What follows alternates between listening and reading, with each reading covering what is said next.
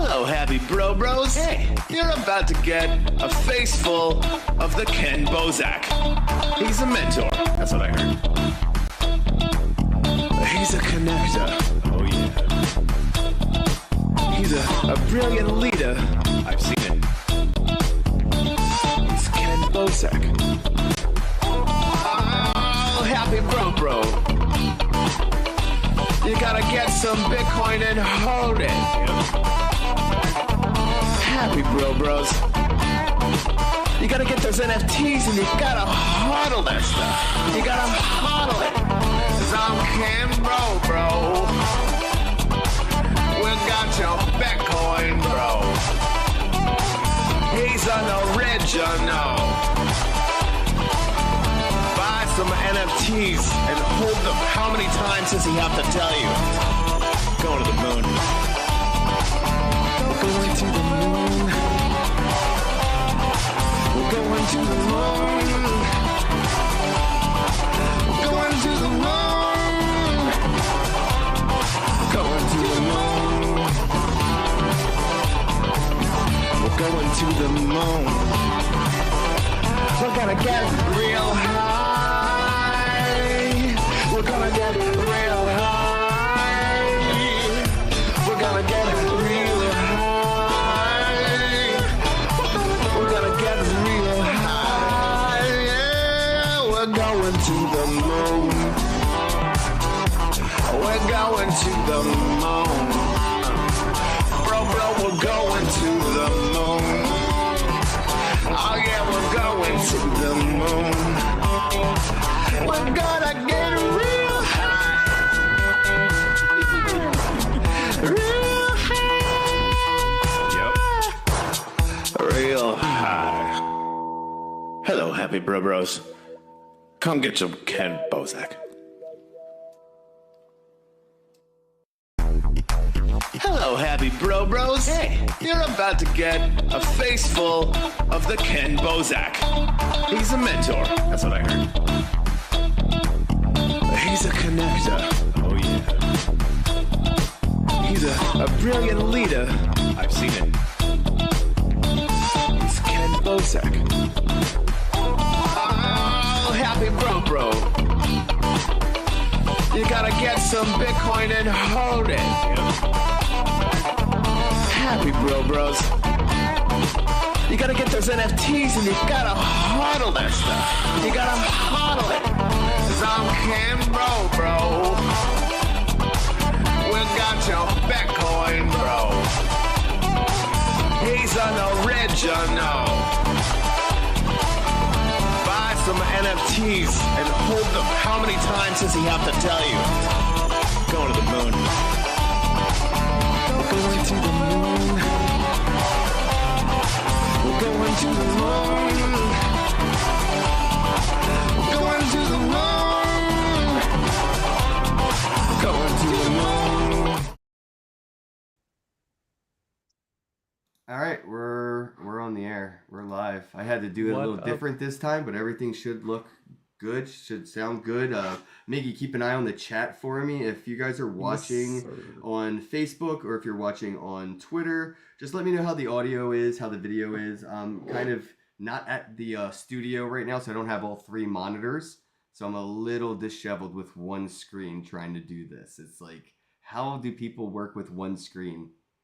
Yeah, it is a little strange. Okay, I took a cue from you and did the same, and now I can't do one screen. It's weird. Yeah, you can't see it, guys, but everything looks good, sounds good on our end. We're gonna go ahead and jump into it. Miggy, thanks as always for being here Monday through Friday, 10 to 11. You're just always there, and I love you for it.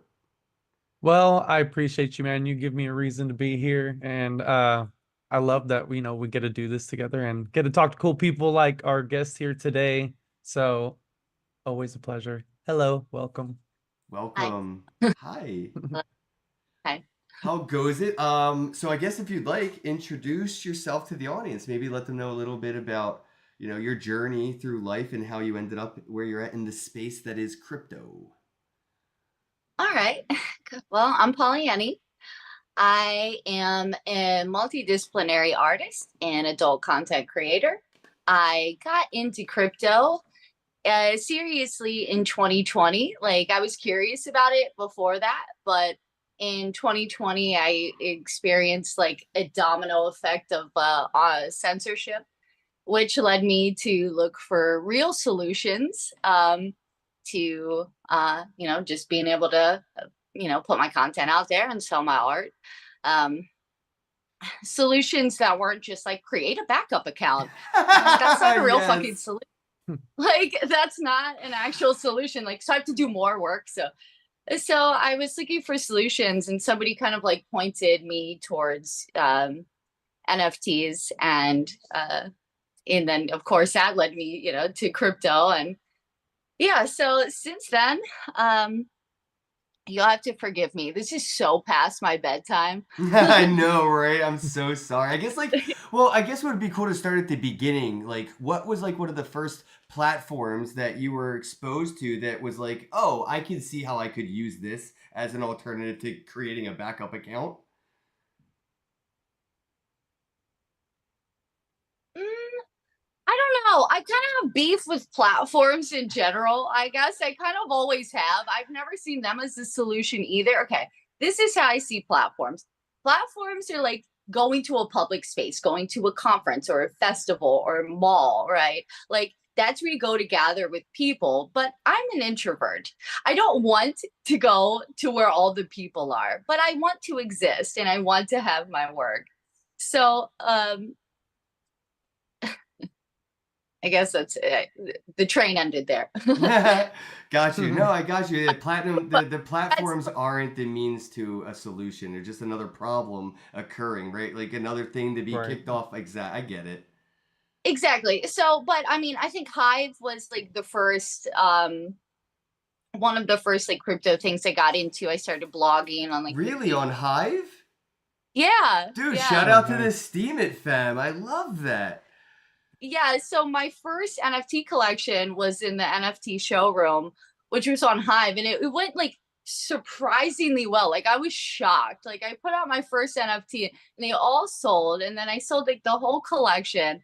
And I put a lot of time into thinking about like, well, how am I gonna like make it cool? How and I had a mentor. So he was just like, I came up with one idea and he was like, no, that's not good enough. And I'm like, okay, all right, let me try again. And that's when I really started to like get passionate about it, because I was like, oh, this is fun.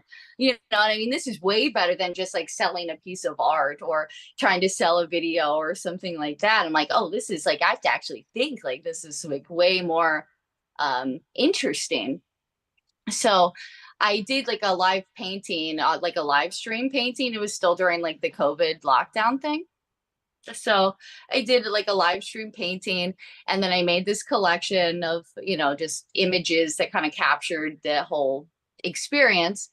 And it's like if you collect them all, then you get the whole set. Like, you know what I mean? You get to see all the videos and the whole ship. And it went really well.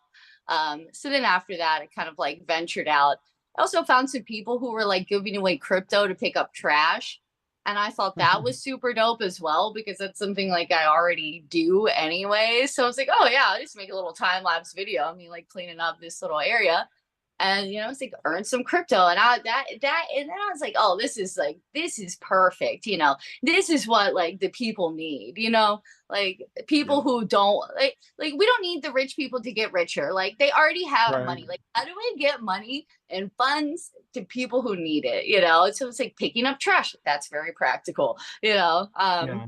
I've talked to people about actually stuff like that, which are things that I like. And I like that that's something that, brought you into crypto, because for me over these, it's always had to be like practical things. I've always liked having practical things of being, usable in Web3, because there's a lot of people, and, for, I guess, for mass onboarding or whatever, you need practical use and things like that involve everyday life. I met this guy who created this machine that could basically kind of do what you said. It incorporated, there's a lot of people out there that don't have a house. They live on the streets, and one thing that they can do is kind of contribute by picking up trash and garbage around the city. And instead of employing, all these city workers in big trucks, you have people that are there just already available.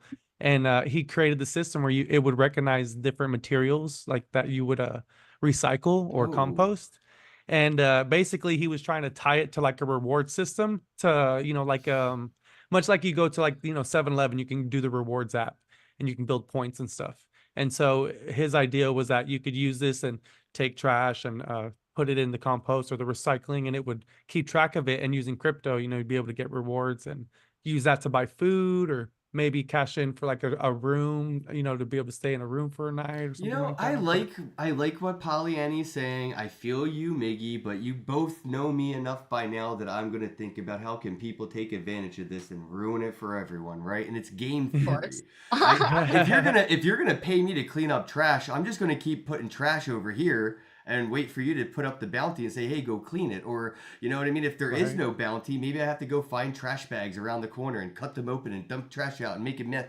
That way I have a job security, right? That's the gamification that I worry about with these, is that right there. That like, oh, I will gladly pay, people who have, issues with getting a job or getting a house to do these city tasks, these communal services. But then you open the doorway for that, bad actors, a bunch of hooligans from high school get together, make the park really messy, but then they get paid a couple $100 so they can go buy beer to get drunk in the woods with, right? Like how do you think like we could even prevent that gamification, right? It's like, it's just gonna happen if we put like, hey, here's the thing. All fucked up.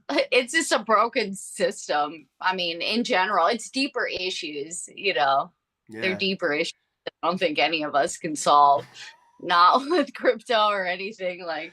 Yeah, and I think we need the abuse, people need to break stuff and fix it and break it and fix it so we can kind of test it and figure things out, Plus it's fun.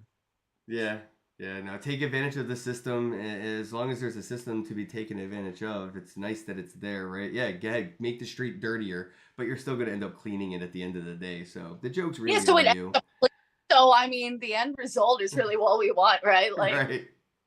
I mean, plus, if they could get money by other means easier than they would, So. Yeah.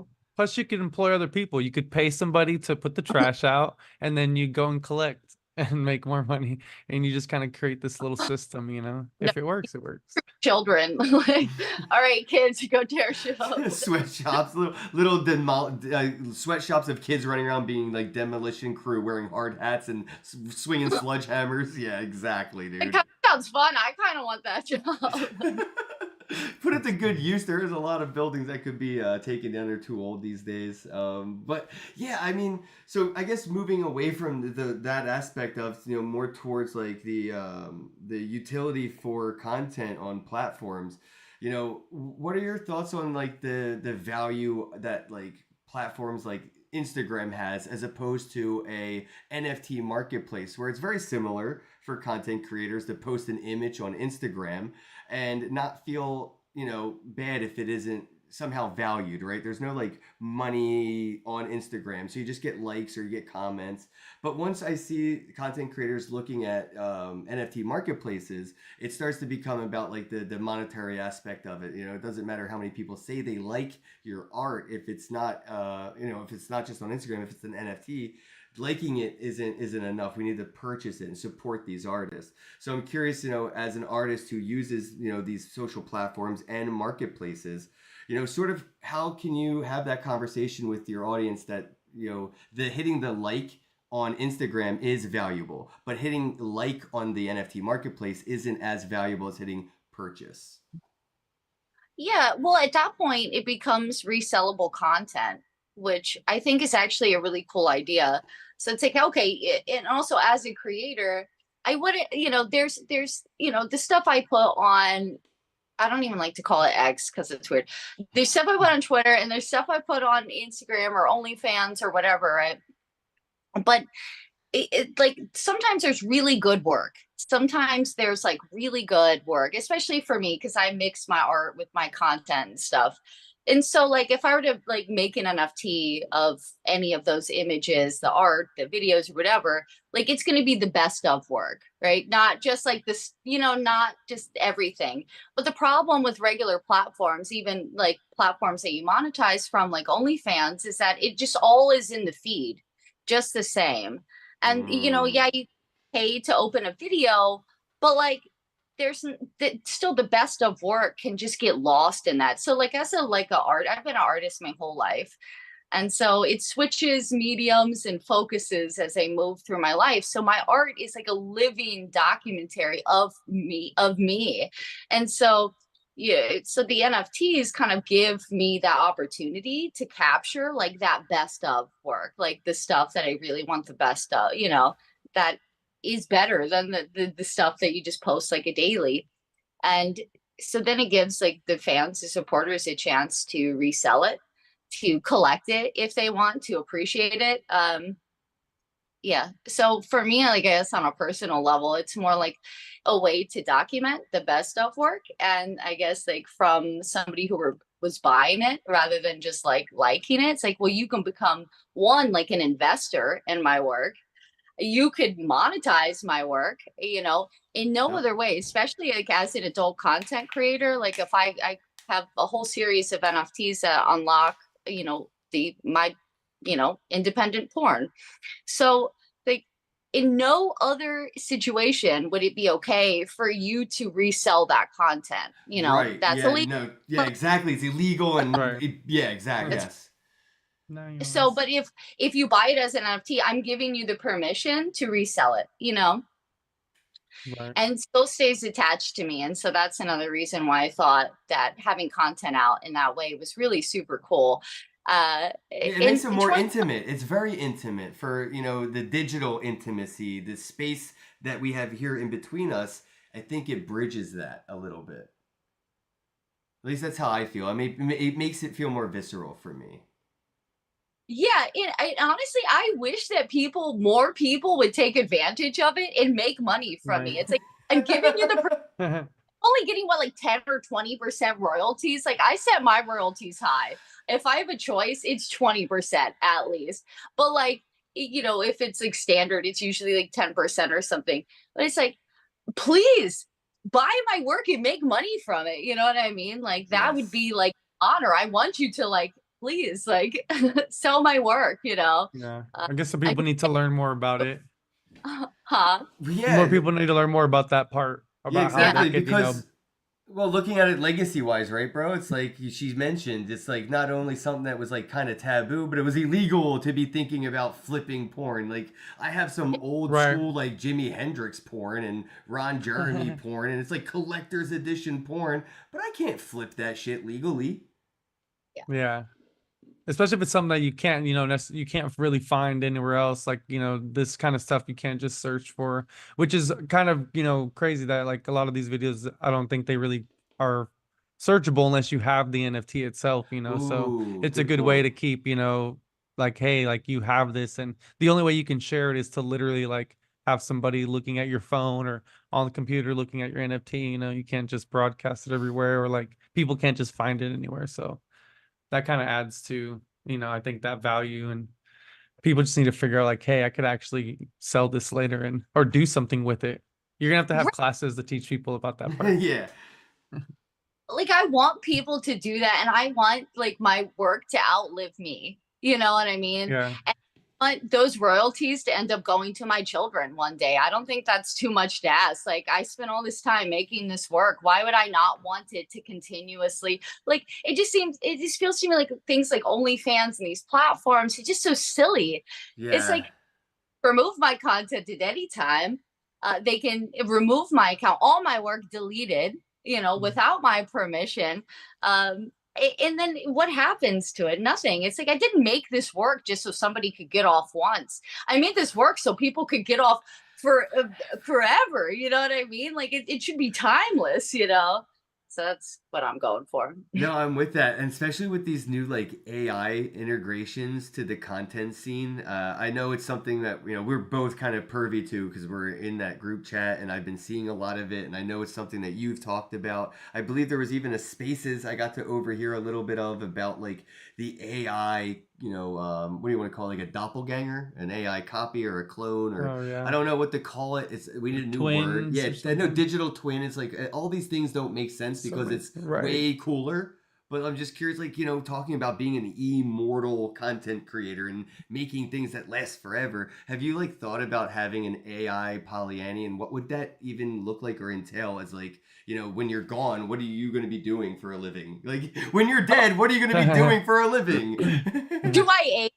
You know what I mean? Like, Oh, I can we don't know. play with ages? Like, could I jump in and see Yeah, Polly at 33, then hang out with the content Polly in her 50s? Because that's like, oh, that would be I'm so sure much you fun. could, especially because if you have like they have those dynamic NFTs that degrade over time, with time that are timed, I guess, to kind of just be destroyed or something, like have your representation get older and they could just your content changes as you get older or whatever and stuff. yeah, I was really nerding out on that the other day after that Spaces. I was like, oh wow, I never thought of that.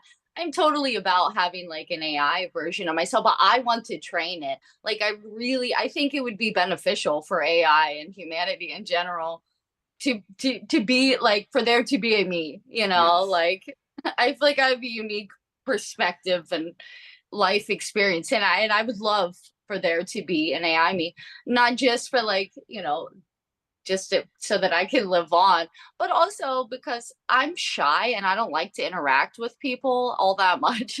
Um, and so it would just be refreshing, I think, to have like a bot. Like it's so right now I have a OnlyFans management company, so I have chatters, people who chat on my behalf. I should probably not say that. I just like broke the fourth wall or whatever, but like you know I feel like it would be more morally acceptable for me to have like an AI version of me talk, you know what I mean? That I trained, like speaking on my behalf, than having some person that like I don't know, you know what I mean, speaking as me. It would be more of like an honest experience. Yeah. Like talking to an AI me, you're talking to an AI me. It's going to be transparent, but the chatter thing is kind of weird, and it's a common practice for adult content creators to have chatters because it's just not realistic. Like you really cannot make money, you know what I mean, if you're talking to every single person, you know what I mean, all day every day. Like Yeah. it's just I like you can't, like most creators like need to be creating content, and a lot of adult creators are kind of like socially awkward and introverted like I am, and we express our sexuality in this way. So I think AI is like super dope to be able to do that in a more honest and honest way. Yeah, it would be so cool to have like those interactions, knowing that you're busy, but again, it's honest, like, hey, I'm a bot, I'm busy, what's up? And then, the bot will I'm a relay the bot. What's message up? to you. I know that you'll get this message eventually, right? And then maybe the real you can reply. But it's like I think it's that new era version of the voice message or answering machine, right? It's like I think it's the natural progression of being able to talk to somebody when they're AFK or not available. It's like I was used to hearing the hey, it's me, leave a message at the tone. And I think Right. that's essentially where AI is going to pick up that puck. Is like when you call somebody online and they're not home. It's hey, your voicemail is AI. Like it just makes sense. And I feel like as like the end user of it, I feel like it gives me more value as I want to say a fan or a follower or a supporter, whatever the word may be, right? Like that value, me giving you that energy, I feel like it's transpired into that. Like, all right, I know you're not there, but it's better than getting nothing, being left on unread, or getting a static, copy paste response from a shitty bot or a management team. Like, it's like, oh, this is so like I feel valued, and I think that's what's going to matter to the people at the end, being valued as like a fan or a customer. Yeah, I think as an artist or, especially someone running some type of business or working as an entrepreneur, it benefits them for sure. Because, like, imagine, even if you are alive, like you're doing an art gallery online, once this metaverse stuff, spatial web stuff works itself out and it kind of becomes what it is, you would imagine that you could have an art show at an art gallery online, and there would be millions upon billions of people who could potentially come, maybe one day billions, everybody could interact in this digital space. So how do you as one person get to talk and interact with all these people who might have all these questions about your art or show pieces or want to buy things and talk to you, but with AI training and having avatars, you can have somebody talking to someone at all times, and not even have to really be there because you've trained it. And Exactly. that's kind of like what Asforia is working on. We have the avatars that we create, and we have the AI training, so that way you have your stand-in be there for you, and you just go do what you need to do, and you have yourself there, small piece of you that you've trained and taught to kind of, talk to everybody, talk to about each art piece, be there for each guest and kind of give them their own unique experience instead of like a, cookie cutter message. It's all tailored to each individual question and person that you're talking Right. to and shit. Polly, you know what freaks me out? Polly, Annie, you know what freaks me out about this AI stuff, bro? It's the Like, AI. it's that garbage in, garbage out, right? Like if I start to like abuse these AIs and we do it collectively, Oh no. we've seen what happens with AI with like Twitter and Facebook, and shit turns racist real quick with a couple DMs. It's like garbage in, garbage out. I'm really Yeah. concerned about like rogue AI or like a virus or a bug or garbage in, garbage out. So like, imagine having this AI that we create of ourselves, and we train this AI, we scan our likeness to give it our image, and now it looks like us, sounds like us, represents us on an intellectual level. But 200 years after we're dead, people are interacting with it, right? It's kind of has this, give and take with the community that you have. It could grow to be something that you may never have become, right? And that's what I'm worried about when I look at like immortalizing myself in a way that's like this puppet over here, but you are some collection of all your experiences, all your memories, all your emotions that makes you who you are. When you detach that from you and you have another you that's going to have a new stream of emotions, interactions, and experiences, it may become something completely not you. Is that something that of you've course. considered? Yeah. Yeah. It would, of course, become something very different. And I hope that if there is an afterlife and our consciousness lives on, like, I will definitely hijack. You're gonna like what is it? Like a poltergeist. You're gonna possess your AI. That's what Nice. you're gonna come back and haunt Right. the. But it would also That's really fucking funny. I love that. That's because like it's like, oh wow, you know what I mean? Like 100 years from now, it's gonna be so different. So like everything that I'm about is gonna be so like old school. You know what I Oh, mean? you're such a prude. Right. Yeah. Yeah, you know what I mean? That's really Yeah. funny. I They're like, love that it. was so 200 years ago. Like, what? Yeah, that didn't age well. But I love that you thought about possessing your own AI. I feel like somebody needs to come out with like a Ouija board wallet where I could put my NFTs in this Ouija board wallet, and I can, reach out from the other realm and speak. Which That would way be does the hilarious. NFT move? Yeah, exactly. It would be pretty dope. I think crypto could totally prove, without a doubt, that there's an afterlife. I think I may have talked to this about with everybody one-on-one, but I'm a big fan of reincarnation, and I think that if you can remember 12 words and meditate, and you put these words into the cloud, and when you are eventually reborn, it may go through, different phases. You may be a worm, you may be a bird, you may be a shark, and maybe a human eventually. But when you get back to this human shell with that soul, you can meditate, tap into that cloud, and remember those 12 words. And like the Dalai Lama, be able to prove without a doubt that you are the person that used to have access to these assets. This is your comb, this is your brush, this is your shirt. Like, I think that's the real power of like what Satoshi was putting out there is like, all right, I'm gonna die, but I'll be back, and that's when I'm gonna move all these Bitcoin. And you're 500 years from now, 200, whatever it is, when Hal Finney is reincarnated, because that's who it is, it's Hal Finney, everybody. When he is reincarnated, he's gonna be able to move his Bitcoin and prove that he is Hal Finney in a new body. He is Satoshi because he has access to the keys and the code and the money. And I think that's Bitcoin's superpower. It's going to be able to prove that we can reincarnate and live. And I think it'll make people live better lives because they don't want to come back as a worm. They want to come back as a human, maybe.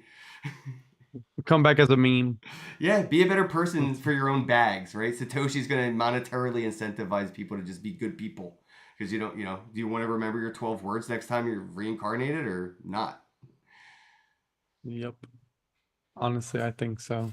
All right, so I guess to move from the doom and gloom of dying, and let's move into living and creating.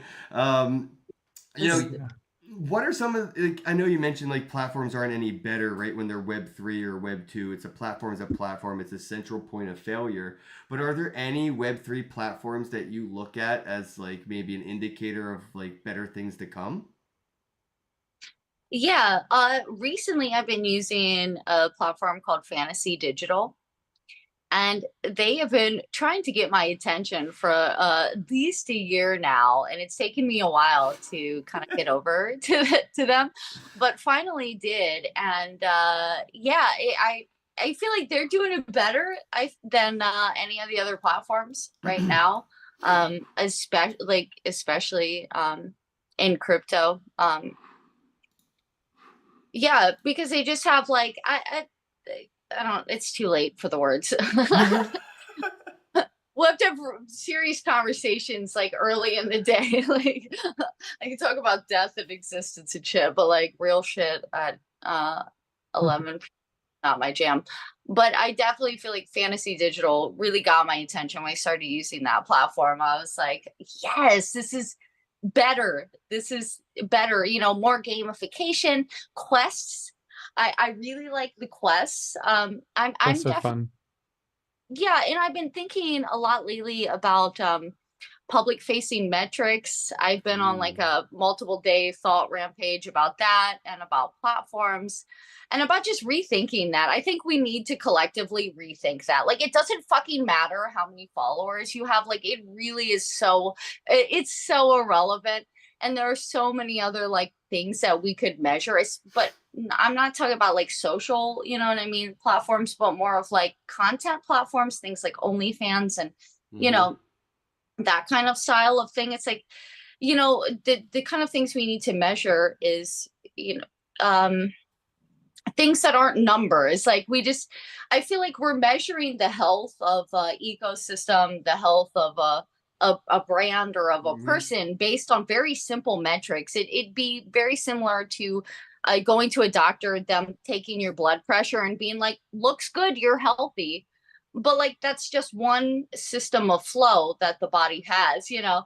And so I feel like our current metrics are like very limited and primitive almost. Like I'm very Yeah. excited to see us move past, and I really hope I get to see it in my lifetime. Us being able to visibly express like other metrics, metrics that are more abstract. You know, your experience, how it made you feel, or not necessarily how Yeah. many people, not popularity, not Yeah. like there. That's so limited. Like I said, it'd be like you just taking your blood pressure and being like, looks good, you're healthy. You know, Yeah. but It's surface kind of level, right? It's just surface level statistics, and it uh, doesn't really look deep enough to have any real value in, oh, you got likes or you're right. It really doesn't matter because what's the quality of the content? I've seen people follow and flock to low grade quality just for the meme of it, right? And it's like, great, now this low quality, low effort thing has so many followers that it outweighs the value of something that's really high effort, high quality, but has low followers. And you did this intentionally just to be trolls. And I think it's creating idiocracy. It's like oh, if 100,000 people Yeah, like this thing, it must be good. But no, right. 100,000 people liked it to troll you into thinking it was good, and you liked it generically thinking it was good. Congratulations, you're the punchline.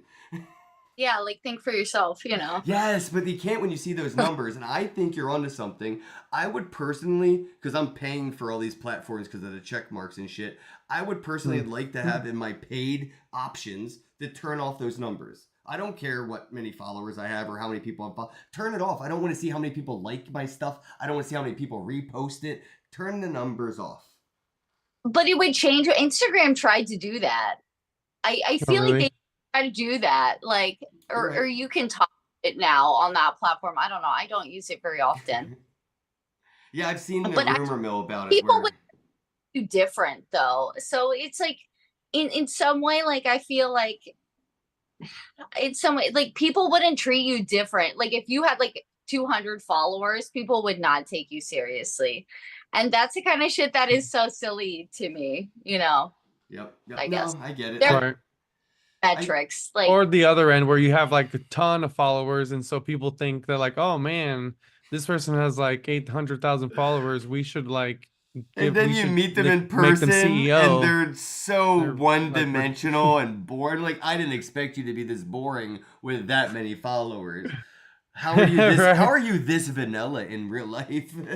Yeah, because 700,000 robots. That's right. Yes, yes. Good times. What's your favorite blockchain to work on for your or to use for your NFTs? I'm in between right now. I feel like I took a brief hiatus in 2022 because 2020 and 2021 were really intense, and then like I just the whole like everything I fell out before everything like went down. Like I feel like I was already like down before like Yeah. that happened. But I don't know. So ever since then, I'm still trying to find my footing, and I haven't quite found my footing yet. So I Yeah. haven't put a lot. I mean, I put something out on Optimism. I put something on Base. I put stuff on Polygon. So many options. I know I've kind of been just like kind of dip my toes in different things, and Yeah. I'm still trying to find I'm trying to find anything now. So You should try everything there is available because there's not anything really like 100% super established. I mean, besides, you could say, I guess Ethereum has somewhat of a standard, but why not try the new things, especially with the new communities going there. There's always new opportunities and you do it, sell it everywhere. Yeah, I saw yeah. earlier you had a post about looking for people to collaborate with. Did you want to elaborate a little bit on that? Because I thought that was pretty cool. Yeah, so I think I have a thing, a new thing that I'd like to do, and I want to paint people. So I've been Wait, like somebody goes around and paints houses or paints like cars, and you want to paint people. but I want to paint people with my own body. Like I want to paint your body with my body. Like That's Nice. so dope. Your body, my canvases body. time. So I started this by myself in 2020 during the lockdown, trying to figure out things to do on my live streams. I used to live stream every day. I think I did 130 consecutive days. So yeah, so now I want to paint people. I've done enough painting of myself. I did painting live on stage. I turned it into like a live like performance art thing.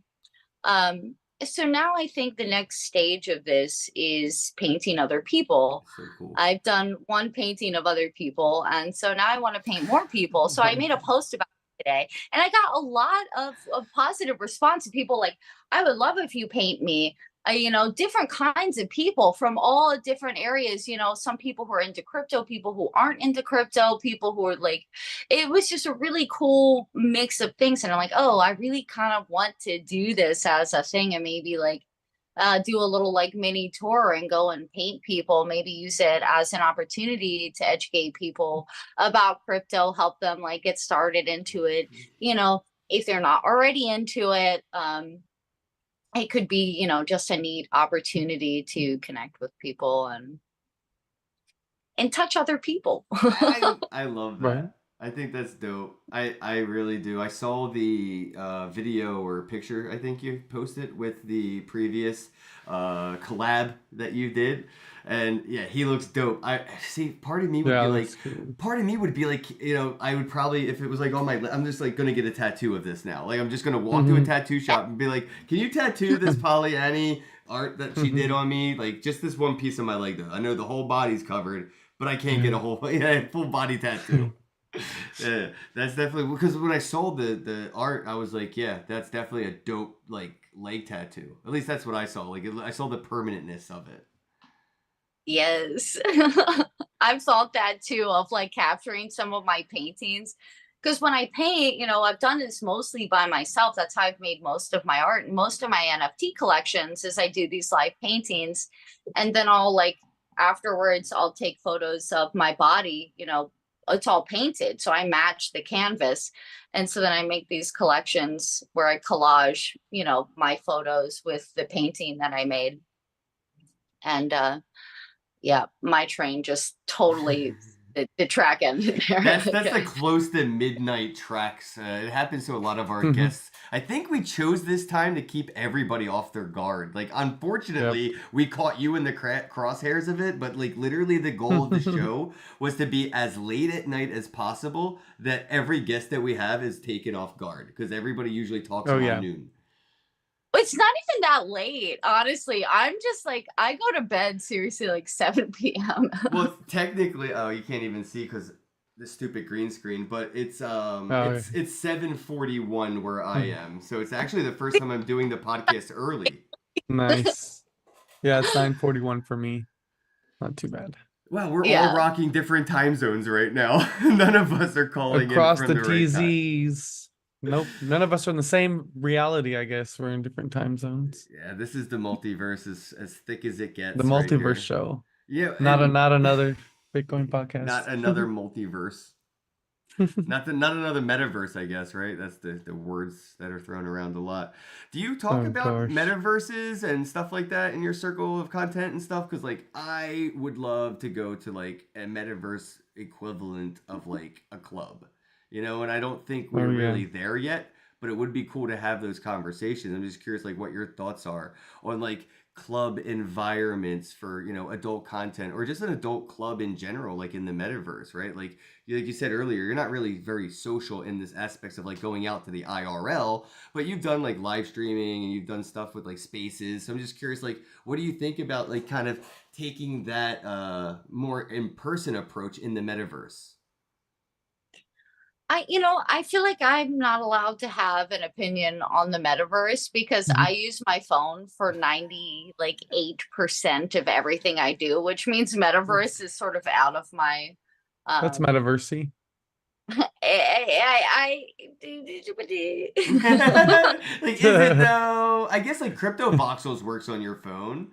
That's one. I don't know if any others. Not very good luck with it. I've not really been able to participate in that way. I like the idea of it, but unfortunately, I don't feel like I'm allowed to have any opinion on that. Yeah, have you thought about at least getting your art involved, like having it, made for metaverse, like 3D and stuff like that?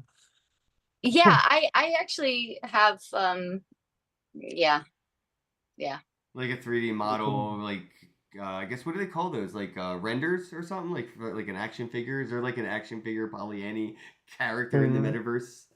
Do like a statue. Yeah. I would like to design the clothes and the buildings. I mean, it's definitely cool.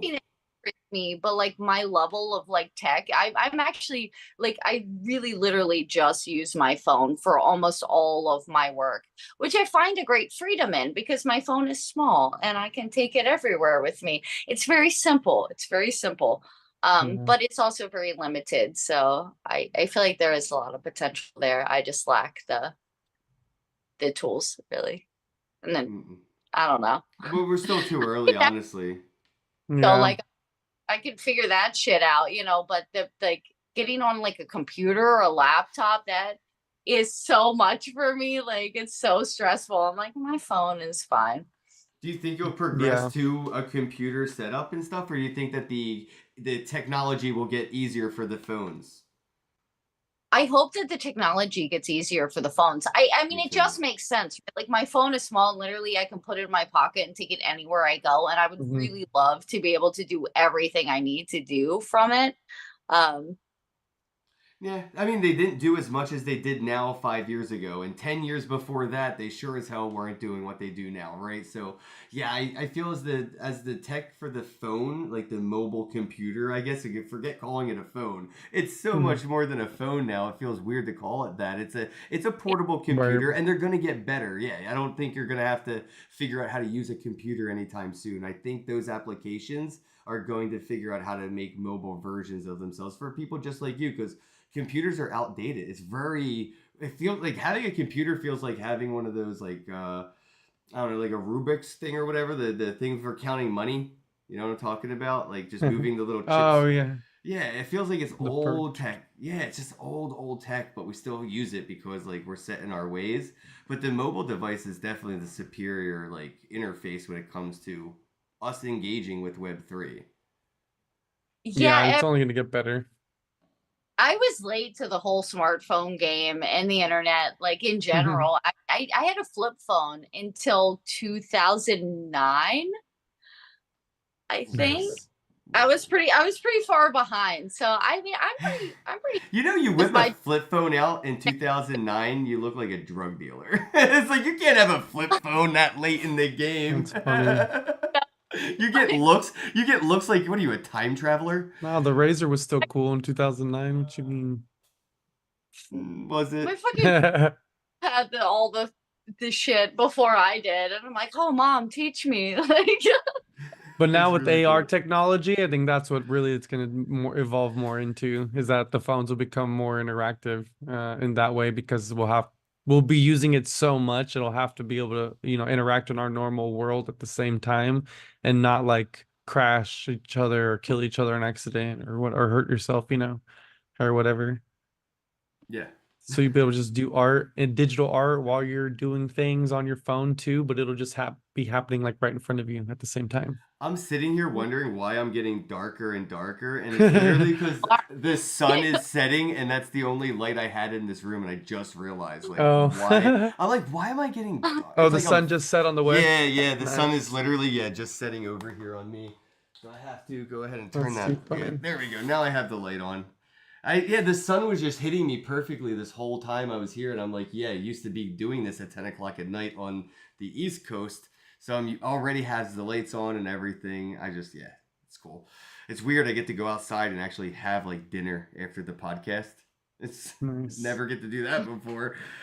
Is there anything that you wanted to talk about, like any recent projects, recent work, any kind of drops or anything that you have like available, or even like not even recent, but things that are available that haven't sold out, or anything that you would like to talk about, like promote wise? yeah, I guess so. I mean, the last thing that I released, like as far as like a collection, was called The Meeting Room, and it's been a while. It's been like a over a year, so I haven't really released anything new in a while. So the Meeting Room collection is based off a live painting I did at Exotica, New Jersey in 2022. And so after I do these live paintings, because all right, let me tell you about the live paintings. It's like a live abstract performance dance thing. And they happen over the course of multiple days, about 10 to 20 minutes on stage to music. And I have a canvas and I have paint and I have no concept. So it's just complete in total flow. I just get on the stage like a burlesque, you take my clothes off, pull paint on myself, paint these paintings, and then and after that experience, which is really fun for me, by the way, like I really love that shit, which is why I'm really excited to collab with other people and bring them into that, because it would totally be the same thing. Like we're gonna put like an album on, we're gonna have a playlist, or we're gonna dance, or I'm gonna dance around you and you're gonna stand there. So, but then after I make the paintings, I take, like I said, the pictures and make the collages, and I try to tell the story of it. But so the Meeting Room, I spent weeks, months, even just staring at this painting once it was done. And so the fun part for me about the work that I do is when I create abstractly, it's in flow and it means nothing at the time. So then I take the time to sit and be like, what does this mean to me? What was I trying to say? What symbols, what patterns, what things, what is this? What does this mean? So some artists create and they have a concept in their mind first, and they create from that. I create from nothing, and then I figure out what it is. Like I create art to know myself. Like my art helps me to know myself. So this collection in particular, the Meeting Room collection, meant a lot to me because I spent more time staring at this painting, and I went on like journeys, like just complete spiritual journeys into this painting, and created like some poems and stuff out of it. But the collection, there's still like half the pieces are available. The painting is still available. What platform? So what blockchain? That's How awesome. much? they're on Polygon. They are like 0.12 ETH, or 500 Matic. The painting itself, I don't know what I'm not gonna take like less than like 3,000 for the painting. And that's a physical painting, like not like yeah. Physical painting. Yeah, so that's what I do. I make these collections and then I sell the physical paintings also, like as an NFT, so the buyer can, you know, claim the painting and I'll send it to them. But what's so fun about all of this is I've done so many of these paintings and I've sold 4 of them so far as NFTs, and I still have all of these paintings in my possession. Like I have all the paintings still. So like whenever the collectors are ready to like for me to send them, I will. I don't know. Trying ended there. If you ever animate the digital parts of it, you should use Artvive or Artvive to do an overlay for the physical painting. It like puts like a filter on your phone, and it puts like an animation over your physical painting or whatever. Oh. Yeah. So that's I mean, so if you like, you know, take your physical painting and make a digital version of it, but you animate it, you can upload the animation to Artvive. So whenever anybody scans that with the app, the animation will turn on over the painting. So you'll be looking at the physical painting, but the animation will. If you think that, will you send me that? Nope. I knew he was gonna say that. I want that. Yeah, no, I'll find the link or something. Yeah, that would be really cool, especially with the art that you have. You have a lot of cool content that you could pick to be the overlay representation of that. You could even do what I've seen other people do. I think Johnny Dollar has a version of this where if you take the Artvive app and you look at one of his pieces, it's literally just a video of him that pops up in front of his art, and he's just talking to you about his art. And it's just like the bio of the art. It's just so funny because it's just like this artist who's clearly just like an artist who was like, I found this cool tech and I'm just going to put my face in front of it. It's just so funny because when I use it, it's just like shows him talking about his art, and it's just like kind of a cool companion to it. You know, I think that's really cool. So you can do a lot. You have a great imagination. Playing around with like something like that would be really interesting, because then I get this physical painting I can hang on my wall, and then I could tell somebody, hey, open your phone, download this app, check out what that painting can do. Yeah. I like that because my paintings, I feel like they're not great, honestly. I'm just gonna say great. Stop I don't feel like they're, but it's how they were made. What's magic about them is how it was made. Like, like everything. I'm in that painting, like mind, body, and soul. Like, you know what I mean? Like I black out when I perform, even because like I just get into such a state. Like, so I feel like that would be so cool for me, because for me, my paintings are about how it was made, not what it is. And to me, that's what art is. Art is the process of creating, not the end result. That's another weird thing I think that we have is like, we think that art is like the finished product, but art isn't the finished product. Art is like the process of making that thing. Yeah. That'd be cool that you can make you can make an overlay, the process of it being made. You know, it doesn't have to be an animation. Like it can literally be whatever you want. It could be a black screen, you know, whatever. But I mean, you could have it to where they scan it, and then the picture turns into a video of like, you know, the stuff of just clips of, you know, the process of it being made. And then at the end of it goes, you know, back into the painting or whatever. That's why you do the live streams. You create this art live because you understand that people watching the process adds value to it. Yeah, exactly. That's the value to me. I feel like that's the greatest value of it. It's like I'm making. Oh my god! All right, I would love to collab and volunteer to have my body painted with your body. I feel like you should do this at a conference though, or something. I know you don't like to be out and about in the real world, but like just like put you in a glass box, keep you safe so nobody can say anything. Just leave you to do your art thing in this glass box. And like watch people do art on people. Like I feel like that would be sick. That's fun. About it. Yes. Maybe we can do something cool at Shitcoin conference. Huh? There's half a chance we could do something really cool at Shitcoin conference. Let's do it. Yeah, just do a live. Fuck it, we're gonna do it live, Mickey. That's my jam. I want to perform. I don't want to talk to people. I want to be weird and dance and make. You know what I mean? Yes. That's how I connect with people. Like, watch me be weird. Like, nice. I love that. I love that. That's why I get on. That's why I just do this podcast to watch for that. Big facts. I guess we're gonna wrap things up. We can wrap it up here. Is there anything weird that you want to talk about that you have going on before we go? Not that I can think of at the moment. All right, guys. Check out Polly Annie on Twitter. It's Polly Annie1, right, on Twitter? Polyannie01. Yeah, check I'm out. shy. You'll have Yeah, to you look. have to type. You have to really look for it. It took me forever to find it, but I found it because it wouldn't just pop up, and I was like, I could have remembered. Yeah, we think both so. live in the shadows, bro. Me and Polly Annie are just in the shadows waiting for people to shine a flashlight on our fucking profiles. Yeah, well, I did. I tagged y'all. You're the so bro. we're both on there. All right, everybody watching, if you could do me a favor, head on over to Polyannie01, give her a follow, check out her content, and purchase some art. I love you all. Don't forget to hit that retweet or repost button. It still looks like the same symbol, just goes by a new name, right? Click it, hit it, flick it, lick it, do the thing, share this Bounce out it. all around. Yeah, exactly. You got it. All right, guys, thank you. Have a day. We're going to go. Polly Annie, appreciate your time. You go get some sleep, girl. You look tired. I am. Bye. Peace out. Bye. Hello, happy bros. Hey, you're about to get a face full of the Kenn Bosak. He's a mentor. That's what I heard. He's a connector. Oh, yeah. He's a brilliant leader.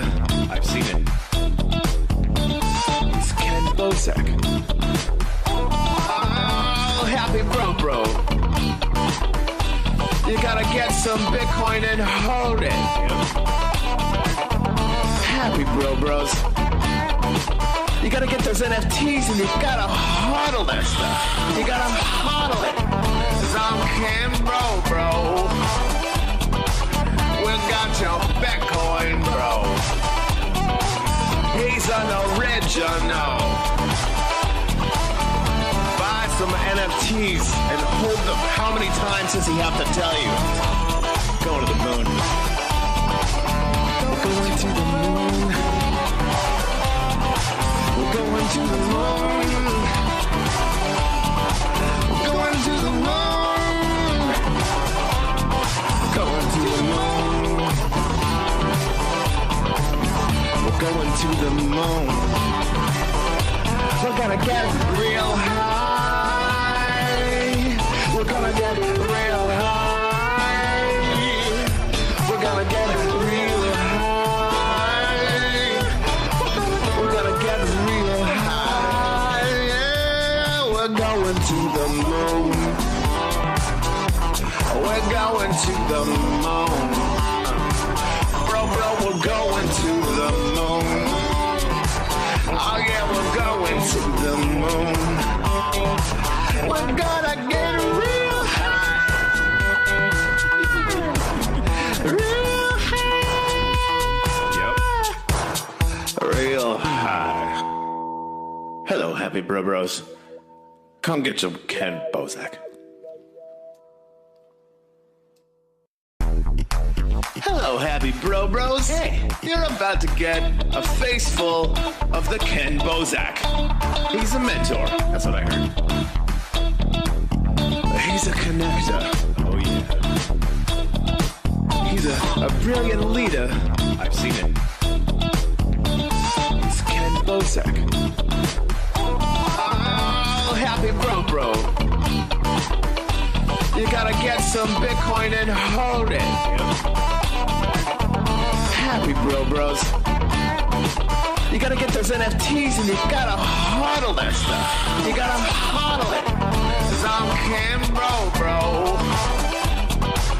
We got your Bitcoin, bro. He's an original. Buy some NFTs and hold them. How many times does he have to tell you? Going to the moon. Going to the moon.